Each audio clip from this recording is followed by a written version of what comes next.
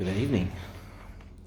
Travel with COVID, version 12 or whatever it is. I'll try and be a bit more to the point and do this quickly rather than ramble on and on and on. Today has been one of those days. I was sitting on the roof at the Hilton Hotel last night watching the sunset, which was beautiful, eating pizza, drinking beer. I wasn't staying there, but they thought I was. So I was enjoying that, and then about 7 p.m. my results came through and they wouldn't give them to me over the phone, so I said, can you send them to me, which they did. And they were negative, of course, for about the 9th or the 10th time I've had a test done now. Maybe more than that, maybe about 15, if you count last year. Anyway, so I had my negative results.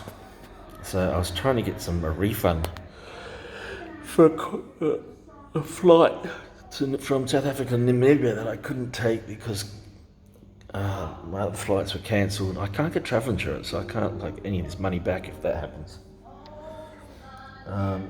So trying to do that, and they were going on. It was confusing. You have to pay this, you have to pay that. And I'm thinking, well, fuck that. I can't be bothered. So this morning, I woke up about 5:30, and I thought, bugger it, I'm just going to book a flight. So I booked it was, the time I did it was too late for the early morning flight at 9:30, and I didn't want that one anyway because I needed I worked out that using two different airlines I could get from Namibia to South Africa, and then from South Africa, like 2 hours later, to Mozambique.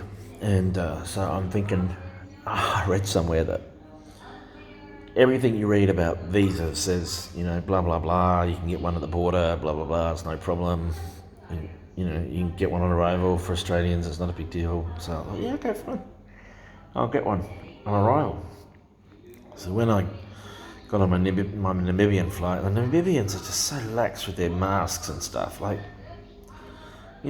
surprised more of them are dying because the old ones are worse. They just leave it off, wander around, coughing on people, and anyway.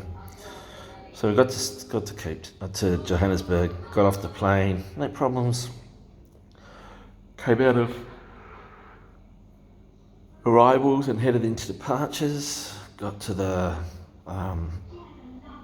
check-in counter, and they said, "No, mate, you can't enter. You can't go." And I said, "What are you talking about?" I brought up all these web pages saying, you can do this, and they're going, "Oh, no, you can't without a visa or a letter from the government because of this COVID thing. Nobody knows what's going on. The airlines don't even know what's going on." So I said, "Come on." So he sent a copy of my passport to Mozambique, WhatsApp or whatever, and it comes back and says, I think you can go. Because, the airlines don't want to fly you in, because then if you can't get a visa, they have to fly you back. So, anyway, so I was a little bit, and I had a feeling it was going to happen, and I was dreading it. And I was still dreading it when I arrived in Maputo a couple of hours ago. I walked in and the woman grabbed me and said, "Where's your visa?" And I said, "I was supposed to get one on arrival." So she goes, "Okay, go over there." So I went over there. This lovely lady helped me, had my visa. I still don't know how much it cost. I reckon I'll have to I think it was pretty expensive. 3,500. I have to convert that into dollars, but I don't know exactly how much it is. So I got my visa. I got in. And she gave me a full month, which I don't need because I'd planned to be in Malawi in about 8 days or 9 days if I can.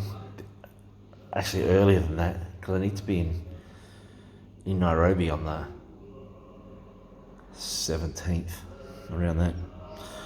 So it was one of those days that could have gone shit. I'll listen to an old John Wayne movie in there, but the Wi-Fi is better out here. So I haven't seen much. I haven't seen any of Maputo because it's dark, and when I leave in the morning, it'll be 5 o'clock. It'll still be dark. So the city, I have to. I don't think there's much here anyway. So 6 a.m. I'll be on the flight to Nampula. I'll go to the hostel there. They're going to arrange me a car and a driver to take me to Mozambique Island, which is a World Heritage Site. And I've been lugging around that bloody flippers and snorkel and stuff for 6 weeks, and I might actually get to use it. So I'm looking forward to that. I understand that it would take 3 days to get my results from the place of getting tested there. So I'm figuring if I arrive, go get tested, then take off to the bit down to the sea, which is a couple of 100 kilometres away. Hang out there for three or 4 days, come back, and I should still have a day or two on my test. So I believe the flights to Lilongwe, I'm not sure if that's how you pronounce it, but Lilongwe in Malawi go on Wednesday, Friday, and Sunday or something. So I need to check that. The first thing I do when I get there is check that. If that's correct, book the flight for the day, do the test, go off and lay around in the sea for 3 days, then come back and fly to Malawi. And that should give me about 6 days in Malawi. I should be able to cover the whole country in 6 days if I get a car and driver. Go to the big lake, do a little bit of Lake Malawi, do a bit of again a bit of snorkeling, see if I can see some of those cichlids that we have in our fish tanks.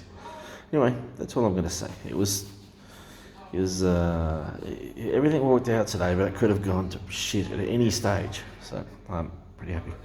Anyway, good night.